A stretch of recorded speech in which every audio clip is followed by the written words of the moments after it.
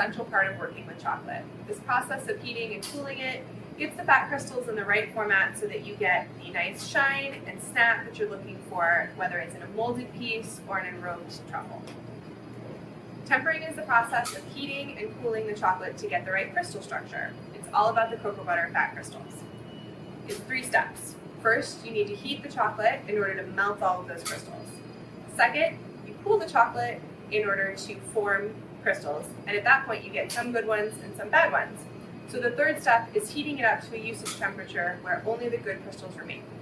Today we're doing a direct hand tempering method using a freezer to cool the chocolate and a hot box to warm the chocolate back up.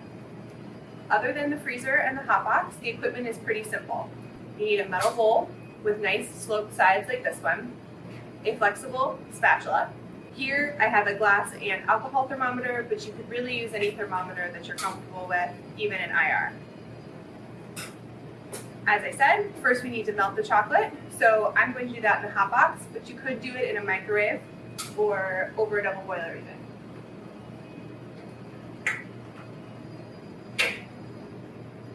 I'm working with Harrison dark chocolate today, so the temperature we're looking for dark chocolate is 120 degrees Fahrenheit. The temperatures are different depending on whether you're working with milk, dark, or white chocolate, and you can reference those different temperatures in the chart at the end of this video so you have the right set of temperatures for the chocolate you're working with. We've reached 120 degrees here, so now it's time to move on to step 2, which is cooling the chocolate. Ideally, you would do this under constant agitation, but since we're doing this in the lab using a freezer, we have to let the door shut in between. So we're going to be stirring it about every 45 to 60 seconds, and that will give us a good amount of agitation so that we make sure that we're cooling it as evenly as possible.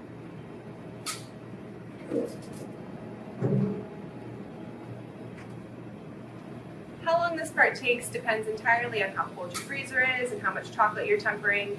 But with this amount of chocolate in our freezer, it generally takes about 11 to 15 minutes, which means that we're stirring it about that many times. The stirring is really important so that you're making sure that you're taking the coldest part of the chocolate where it's against the bowl and mixing it well into the rest of the mass of the chocolate. You don't want to be developing lumps at this point because they're very hard to remove later. So make sure that you're fully scraping and pushing against the side of the bowl, and then any of those chunks that come off, you're sort of squishing back into the mass. You don't need to take the temperature every single time, but you should be able to start to see the viscosity change. You can see it getting thicker, and you can feel the bottom of the bowl after you stir, and if there's not really any warmth coming through anymore, those are 2 good signs that you should start taking the temperature. Since this is dark chocolate, we're looking for 82 degrees.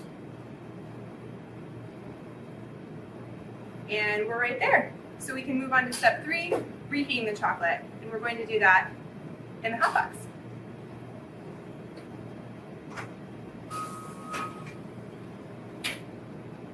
Just like when we were cooling it down, you want to be stirring about every 60 seconds here and really making sure you scrape the sides of the bowl because that's where it's going to get warmer the fastest, just like it got cold the fastest.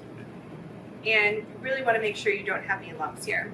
Since this is dark chocolate, we're looking for about 86 to 87 degrees, and that is going to happen a lot more rapidly during the heating process than it did cooling, so you want to make sure you're paying close attention to the temperature. There aren't as many visual cues here. It's going to thin down a little bit, but not as much as you saw the thickening happening. So you want to check the temperature more frequently. And it looks like we're at about 86 here, so we should be perfectly tempered. We hit all of our temperatures there, but it's always a good thing to check it before you start dipping your pieces. There's a couple different ways that you can do that. You can stick a spatula in it and spread a little bit on your countertop. That you want to make sure that it sets up within a minute or so. You should be able to touch it and not come away with any chocolate on your finger. Another thing that you can do is stick a metal spoon, back of the metal spoon in there, get a little bit of chocolate on it, and put that in your cooling cabinet. After a couple minutes, that should set up and have a nice shine, be darker in color, and not have any streaks on it. If you do find streaks, or if that doesn't set up, you probably want to start over because you may not have hit one of your temperatures in there. But if it looks good, then you're good to go, and it's going to start setting up really quickly. So you want to make sure that any molds or pieces that you're dipping, anything you want to use is ready to go when your chocolate is so that you don't hold anything up. Looks like my chocolate is ready, and I hope that this video helped you feel ready to temper chocolate.